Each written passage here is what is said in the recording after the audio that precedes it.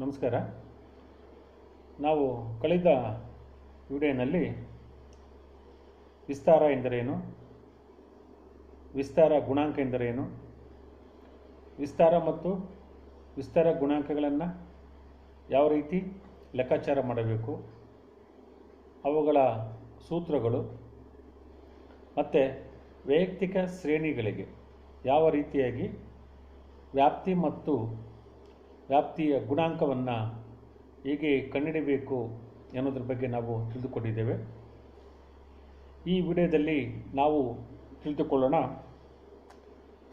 ಸತತ ಶ್ರೇಣಿಗಳಿಗೆ ಹೇಗೆ ವಿಸ್ತಾರ ಮತ್ತು ವಿಸ್ತಾರ ಗುಣಾಂಕವನ್ನು ಕಂಡುಹಿಡಿಯಬೇಕು ಎಂಬುದನ್ನು ಒಂದು ಲೆಕ್ಕವನ್ನು ಬಿಡಿಸುವ ಮೂಲಕ ನಾವು ತಿಳಿದುಕೊಳ್ಳೋಣ.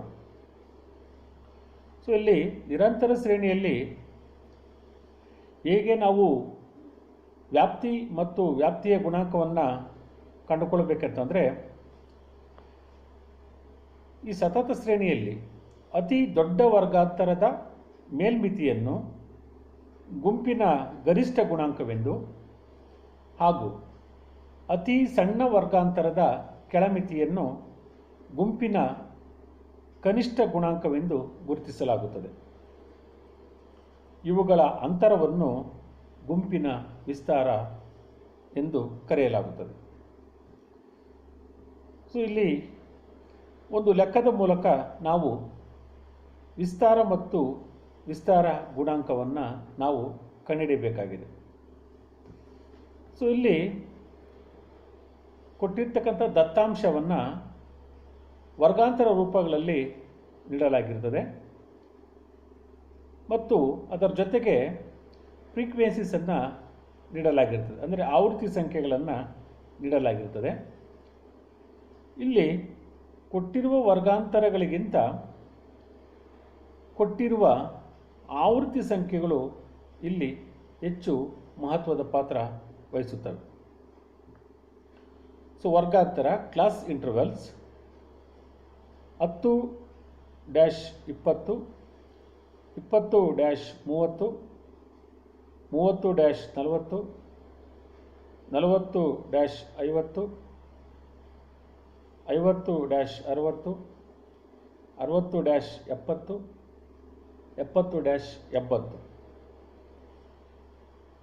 ಈ ವರ್ಗಾಂತರಗಳಿಗೆ ಆವೃತ್ತಿ ಸಂಖ್ಯೆಗಳನ್ನು ನೀಡಲಾಗಿದೆ. ಮೊದಲನೇ ವರ್ಗಾಂತರಕ್ಕೆ ಅಂದರೆ 10-20 ವರ್ಗಾಂತರಕ್ಕೆ 6, 20-30 ವರ್ಗಾಂತರಕ್ಕೆ ಆವೃತ್ತಿ ಸಂಖ್ಯೆ 12, 30-40 ವರ್ಗಾಂತರಕ್ಕೆ ಆವೃತ್ತಿ ಸಂಖ್ಯೆ 14, 40-50 ವರ್ಗಾಂತರಕ್ಕೆ ಆವೃತ್ತಿ ಸಂಖ್ಯೆ 19, 50-60 ವರ್ಗಾಂತರಕ್ಕೆ ಆವೃತ್ತಿ ಸಂಖ್ಯೆ 13, 60-70 ವರ್ಗಾಂತರಕ್ಕೆ ಆವೃತ್ತಿ ಸಂಖ್ಯೆ 9, 70-80 ವರ್ಗಾಂತರಕ್ಕೆ ಆವೃತ್ತಿ ಸಂಖ್ಯೆ 4 ನೀಡಲಾಗಿದೆ. ಸೊ ಇಲ್ಲಿ ಏನು ಆವೃತ್ತಿ ಸಂಖ್ಯೆಗಳನ್ನು ಪ್ರತಿಯೊಂದು ವರ್ಗಾಂತರಕ್ಕೆ ಆವೃತ್ತಿ ಸಂಖ್ಯೆಗಳನ್ನು ಕೊಟ್ಟಿದ್ದಾರೆ, ಆ ಆವೃತ್ತಿ ಸಂಖ್ಯೆಗಳನ್ನು ಗಮನಿಸುವ ಮೂಲಕ ನಾವು ಗರಿಷ್ಠ ಮೌಲ್ಯ ಕನಿಷ್ಠ ಮೌಲ್ಯಗಳನ್ನು ಗುರುತು ಮಾಡಿಕೊಳ್ಬೇಕು.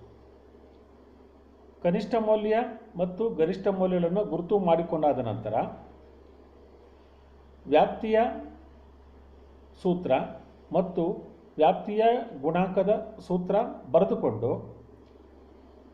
ನಾವು ಗುರುತಿಸಿದ ಕನಿಷ್ಠ ಮೌಲ್ಯ ಮತ್ತು ಗರಿಷ್ಠ ಮೌಲ್ಯಗಳನ್ನು ಸೂತ್ರಕ್ಕೆ ಅಳವಡಿಸಿಕೊಳ್ಳೋದ್ರ ಮೂಲಕ ನಾವು ವ್ಯಾಪ್ತಿ ಮತ್ತು ವ್ಯಾಪ್ತಿಯ ಗುಣಾಂಕವನ್ನು ಕಂಡುಹಿಡಿಯಬಹುದಾಗಿದೆ.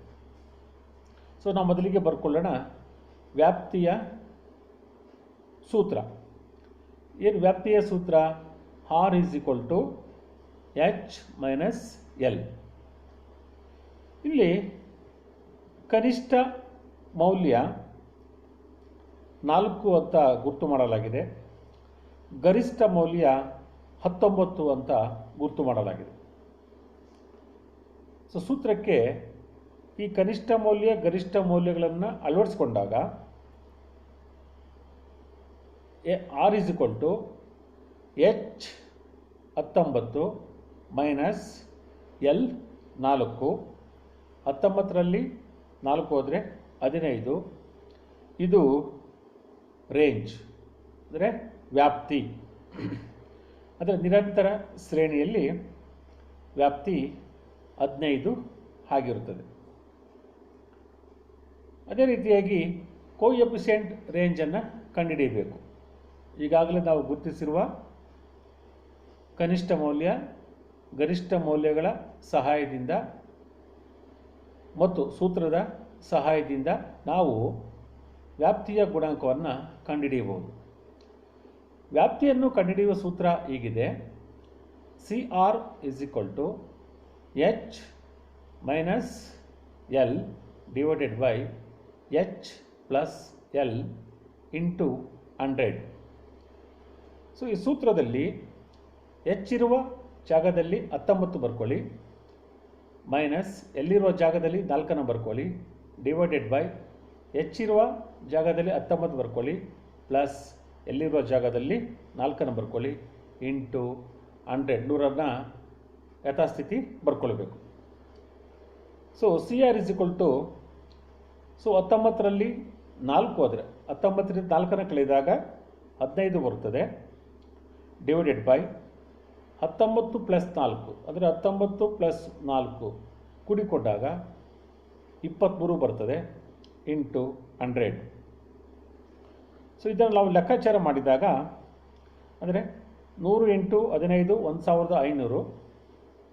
ಆ 1500ನ್ನು 23ರಿಂದ ಭಾಗಿಸಿದಾಗ ನಮಗೆ ಉತ್ತರ 65.21 ಬರುತ್ತದೆ. ಇದೇ ವ್ಯಾಪ್ತಿಯ ಗುಣಾಂಕ 65.21. ಇದು ವ್ಯಾಪ್ತಿಯ ಗುಣಾಂಕ. ಸೊ ವ್ಯಾಪ್ತಿ ಎಷ್ಟು ಬಂತು? 15 ಬಂದಿದೆ. CR ಎಷ್ಟು ಬಂದಿದೆ? 65.21 ಬಂದಿದೆ.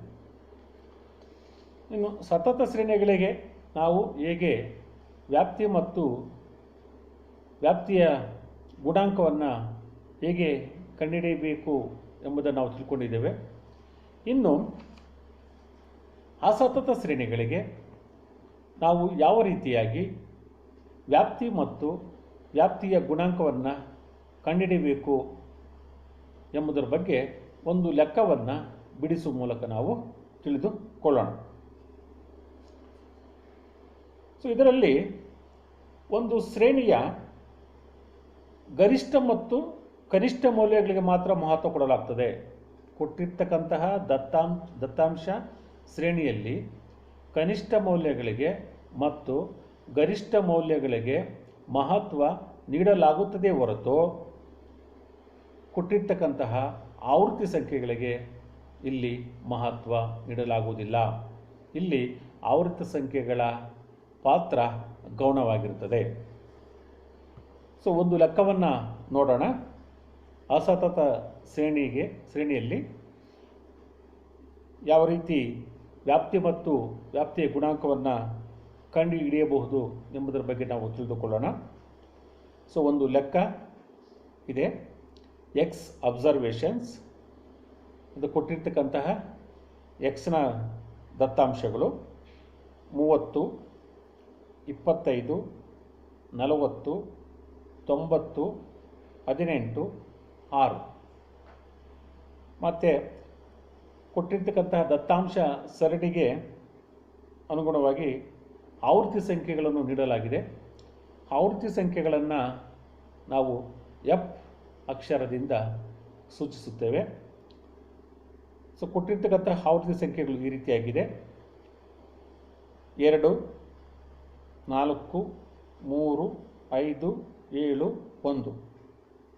ಅಂದರೆ ಕೊಟ್ಟಿರುವ ಎಕ್ಸ್ನ ದತ್ತಾಂಶಗಳಿಗೆ 30ಕ್ಕೆ 2 ಫ್ರೀಕ್ವೆನ್ಸಿ, 25ಕ್ಕೆ 4 ಫ್ರೀಕ್ವೆನ್ಸಿ, 40ಕ್ಕೆ 3, 90ಕ್ಕೆ 5, 18ಕ್ಕೆ 7, 6ಕ್ಕೆ 1. ಈ ರೀತಿಯಾಗಿ ಆವೃತ್ತಿ ಸಂಖ್ಯೆಗಳನ್ನು ನೀಡಲಾಗಿದೆ. ಈಗ ನಾವಿಲ್ಲಿ ಮೊದಲಿಗೆ ಗರಿಷ್ಠ ಸಂಖ್ಯೆ ಎಷ್ಟು, ಕನಿಷ್ಠ ಸಂಖ್ಯೆ ಎಷ್ಟು ಎಂಬುದನ್ನು ನಾವು ಮೊದಲಿಗೆ ಗುರುತು ಮಾಡಿಕೊಳ್ಳಬೇಕು. ಇಲ್ಲಿ ಹೈಯೆಸ್ಟ್ ವ್ಯಾಲ್ಯೂ ಅಂದರೆ ಎಚ್, ಗರಿಷ್ಠ ಮೌಲ್ಯ 90, ಕನಿಷ್ಠ ಮೌಲ್ಯ 6. ಅಂದರೆ ಕೊಟ್ಟಿರ್ತಕ್ಕಂತಹ ದತ್ತಾಂಶ ಸರಣಿಯಲ್ಲಿ 90 ಎಂಬುದು ಅತಿ ದೊಡ್ಡ ಸಂಖ್ಯೆ ಆಗಿರೋದ್ರಿಂದ ಆ ಸಂಖ್ಯೆಗೆ ಮೇಲ್ಪಟ್ಟು ಯಾವುದೇ ಸಂಖ್ಯೆ ಸರಣಿಯಲ್ಲಿ ಇಲ್ಲದಿರೋದರಿಂದ 90 ಗರಿಷ್ಠ ಮೌಲ್ಯವಾಗಿದೆ. ಮತ್ತು ಕೊಟ್ಟಿರುವ ದತ್ತಾಂಶ ಸರಣಿಯಲ್ಲಿ 6 ಎಂಬುದು ಕನಿಷ್ಠ ಸಂಖ್ಯೆಯಾಗಿದೆ. ಸೊ 6ಕ್ಕಿಂತ ಕಡಿಮೆ ಸಂಖ್ಯೆ ಇಲ್ಲಿ ಯಾವುದು ಇರುವುದಿಲ್ಲ. ಹಾಗಾಗಿ R ಎಂಬುದು ಅದು ಕನಿಷ್ಠ ಸಂಖ್ಯೆ ಆಗಿದೆ, ಅಂದರೆ L ಲೋಯೆಸ್ಟ್ ವ್ಯಾಲ್ಯೂ ಆಗಿದೆ. R ಅನ್ನು ಕಂಡುಹಿಡಿಯುವ ಸೂತ್ರ ಹೀಗಿದೆ: R = H - L. ನಾವು ಈ ಸೂತ್ರದಲ್ಲಿ Hನ ಜಾಗದಲ್ಲಿ 90 ಬರ್ಕೊಳ್ಬೇಕು, Lನ ಜಾಗದಲ್ಲಿ 6 ಬರ್ಕೊಳ್ಬೇಕು. 90ರಲ್ಲಿ 6 ಹೋದರೆ 84. ಸೊ ರೇಂಜ್ ಎಷ್ಟಿದೆ 70 ಅಂದರೆ 84. ವ್ಯಾಪ್ತಿ ಅಥವಾ ವಿಸ್ತಾರ 84. ಅದೇ ನಾವು ಗುರುತು ಮಾಡಿಕೊಟ್ಟಿರ್ತಕ್ಕಂತಹ ಗರಿಷ್ಠ ಸಂಖ್ಯೆ ಮತ್ತು ಕನಿಷ್ಠ ಸಂಖ್ಯೆಗಳ ಸಹಾಯದಿಂದ ವಿಸ್ತಾರ ಗುಣಾಂಕವನ್ನು ಸೂತ್ರದ ಸಹಾಯದಿಂದ ಕಂಡುಹಿಡಿಯಬಹುದು. ನಾವು ಹೇಗೆ ವ್ಯಾಪ್ತಿಯನ್ನು ಸೂತ್ರಗಳ ಮೂಲಕ ಕಂಡುಹಿಡಿದುವೋ ಮತ್ತು ವೈಯಕ್ತಿಕ ಶ್ರೇಣಿಗಳಲ್ಲಿ ನಾವು ಹೇಗೆ ವ್ಯಾಪ್ತಿ ಮತ್ತು ವ್ಯಾಪ್ತಿಯ ಗುಣಾಂಕವನ್ನು ಕಂಡುಕೊಂಡಿದ್ದವೋ ಮತ್ತು ಸತತ ಶ್ರೇಣಿಯಲ್ಲಿ ಹೇಗೆ ವ್ಯಾಪ್ತಿ ಮತ್ತು ವ್ಯಾಪ್ತಿಯ ಗುಣಾಂಕವನ್ನು ಕಂಡುಕೊಂಡಿದ್ದೀವೋ ಅದೇ ರೀತಿಯಾಗಿ ಅಸತತ ಶ್ರೇಣಿಯಲ್ಲಿ ನಾವು ವ್ಯಾಪ್ತಿ ಮತ್ತು ವ್ಯಾಪ್ತಿಯ ಗುಣಾಂಕವನ್ನು ಕಂಡುಕೊಳ್ಳಬೇಕಾಗಿದೆ. ಸೊ ಈಗಾಗಲೇ ನಾವು ಅಸತತ ಶ್ರೇಣಿಗೆ ವ್ಯಾಪ್ತಿಯನ್ನು ಕಂಡುಕೊಂಡಿದ್ದೇವೆ. ಈಗ ವ್ಯಾಪ್ತಿಯ ಗುಣಾಂಕವನ್ನು ಕಂಡುಕೊಳ್ಳೋಣ. ವ್ಯಾಪ್ತಿಯ ಗುಣಾಂಕವನ್ನು ಕಂಡುಹಿಡಿಯುವ ಸೂತ್ರ ಹೀಗಿದೆ: CR = H - L divided by H + L into 100. ಸೂತ್ರದಲ್ಲಿ ನಾವು ಬರ್ಕೊಳ್ಬೇಕಾಗುತ್ತೆ. ಕನಿಷ್ಠ ಮೌಲ್ಯ ಮತ್ತು ಗರಿಷ್ಠ ಮೌಲ್ಯಗಳನ್ನು ಅಳವಡಿಸ್ಕೊಳ್ಬೇಕಾಗ್ತದೆ. H ಜಾಗದಲ್ಲಿ 90 ಬರ್ಕೊಳ್ಬೇಕು, ಮೈನಸ್ L ಜಾಗದಲ್ಲಿ 6 ಬರ್ಕೊಳ್ಬೇಕು, ಡಿವೈಡೆಡ್ ಬೈ H ಜಾಗದಲ್ಲಿ 90 ಪ್ಲಸ್ L ಜಾಗದಲ್ಲಿ 6. ಸೊ ಈಗ ನಾವು 90ರಲ್ಲಿ 6 ಹೋದರೆ 84 ಡಿವೈಡೆಡ್ ಬೈ 90 ಪ್ಲಸ್ 6 96 ಇಂಟು 100. ಹೀಗೆ ನಾವು 84 ಇಂಟು 100 8400 ಡಿವೈಡೆಡ್ ಬೈ 96. ಸೊ 8400ನ್ನು 96ರಿಂದ ಭಾಗಿಸಿದಾಗ ಬರುವ ಮೊತ್ತ 87.5 ಆಗುತ್ತದೆ. ಅದೇ ವಿಸ್ತಾರದ ಗುಣಾಂಕ. ಈಗ ನಾವು 3 ಶ್ರೇಣಿಗಳಲ್ಲಿ ಹೇಗೆ ವ್ಯಾಪ್ತಿ ಮತ್ತು ವ್ಯಾಪ್ತಿಯ ಗುಣಾಂಕವನ್ನು ಸೂತ್ರಗಳ ಮೂಲಕ ಹೇಗೆ ಕಂಡುಹಿಡಿಯಬೇಕು ಎಂಬುದನ್ನು ನಾವು ಚರ್ಚೆ ಮಾಡಿದ್ದೇವೆ. ಈಗ ಮುಂದುವರಿದು ಈ ವಿಸ್ತಾರದ ಗುಣಗಳು ಮತ್ತು ಅವಗುಣಗಳ ಬಗ್ಗೆ ನಾವು ತಿಳಿದುಕೊಳ್ಳೋಣ. ಸೊ ವಿಸ್ತಾರದಿಂದ ಹಲವಾರು ಪ್ರಯೋಜನಗಳು ನಮಗೆ ಪ್ರಾಪ್ತವಾಗ್ತವೆ. ಅವು ಯಾವ್ಯಾವೆಂದರೆ, ಒಂದನೆಯದು, ಇದು ವಿಸ್ತಾರವು ಬಹಳ ಸರಳವಾಗಿದೆ ಮತ್ತು ಸುಲಭವಾದ ವಿಧಾನವಾಗಿದೆ. ಇದು ಒಂದನೇ ಮೆರಿಟ್, ಒಂದನೇ ಅನುಕೂಲ. ಎರಡನೇದು, ಈ ವಿಸ್ತಾರ ಮತ್ತು ವಿಸ್ತಾರ ಗುಣಾಂಕವನ್ನು ಬಹಳ ಕಡಿಮೆ ಅವಧಿಯಲ್ಲಿ ನಾವು ಲೆಕ್ಕಾಚಾರ ಮಾಡಬಹುದು. ಸುಲಭವಾಗಿ ಅರ್ಥವಾಗುವಂತೆ ಲೆಕ್ಕಾಚಾರ ಮಾಡಬಹುದು. ಸೊ ಈ ಲೆಕ್ಕಾಚಾರದಲ್ಲಿ ಯಾವುದೇ ರೀತಿಯ ಸಂಕೀರ್ಣತೆ ಕಂಡುಬರುವುದಿಲ್ಲ. ಮೂರನೇದು, ಇದನ್ನು ಅರ್ಥ ಮಾಡಿಕೊಳ್ಳೋದಕ್ಕೆ ಬಹಳ ಸುಲಭವಾಗಿದೆ. ನಾಲ್ಕನೇದು, ಗುಣಾಂಕಗಳ ಹರಡುವಿಕೆಯನ್ನು ನಾವು ತಕ್ಷಣ ತಿಳಿಯಬಹುದು. ಬಂದಂತಹ ಫಲಿತಾಂಶಗಳ ಸಹಾಯದಿಂದ ಕೊಟ್ಟಿರ್ತಕ್ಕಂಥ ದತ್ತಾಂಶ ಸರಣಿಯಲ್ಲಿ ಆ ಗುಣಾಂಕಗಳ ಹರಡುವಿಕೆಯನ್ನು ನಾವು ಇಮಿಡಿಯೇಟಾಗಿ ತಿಳ್ಕೊಳ್ಳೋದಕ್ಕೆ ಸಾಧ್ಯ ಆಗ್ತದೆ. ಸೊ ಗುಣಗಳಿರುವಂತೆ ವಿಸ್ತಾರವು ಅವಗುಣಗಳನ್ನು ಹೊಂದಿದೆ. ಅವು ಯಾವ್ಯಾವೆಂದರೆ, ಈ ವಿಸ್ತಾರವು ಶ್ರೇಣಿಯ ಕನಿಷ್ಠ ಮೌಲ್ಯ ಮತ್ತು ಗರಿಷ್ಠ ಮೌಲ್ಯಗಳನ್ನು ಮಾತ್ರ ಪರಿಗಣಿಸುತ್ತದೆ ಹೊರತು ಎಲ್ಲ ಮೌಲ್ಯಗಳಿಗೆ ಮಹತ್ವ ನೀಡುವುದಿಲ್ಲ.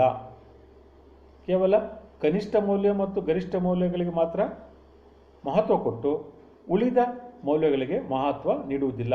ಇದು ಒಂದು ಮೇನ್ ಡ್ರಾಬ್ಯಾಕ್. ಎರಡನೆಯದು, ಆವೃತ್ತಿ ವಿತರಣೆಗೆ ಇದು ಹೆಚ್ಚು ಹೊಂದಾಣಿಕೆ ಆಗುವುದಿಲ್ಲ. ವ್ಯಾಪ್ತಿಯು ಆವೃತ್ತಿ ವಿತರಣೆಗೆ ಹೆಚ್ಚು ಹೊಂದಾಣಿಕೆ ಆಗುವುದಿಲ್ಲ. ಮೂರನೇದು, ಇದು ಎಲ್ಲ ಸಂದರ್ಭದಲ್ಲೂ ಸೂಕ್ತವಾದ ವಿಧಾನವಲ್ಲ. ಸೊ ಹೀಗೆ ವ್ಯಾಪ್ತಿಯು ಗುಣಗಳು ಮತ್ತು ಅವಗುಣಗಳನ್ನು ಹೊಂದಿದೆ. ವಿದ್ಯಾರ್ಥಿಗಳೇ, ಇವತ್ತಿಗೆ ಈ ವಿಡಿಯೋ ಪಾಠವನ್ನು ಮುಗಿಸೋಣ. ಎಲ್ಲರಿಗೂ ನಮಸ್ಕಾರ.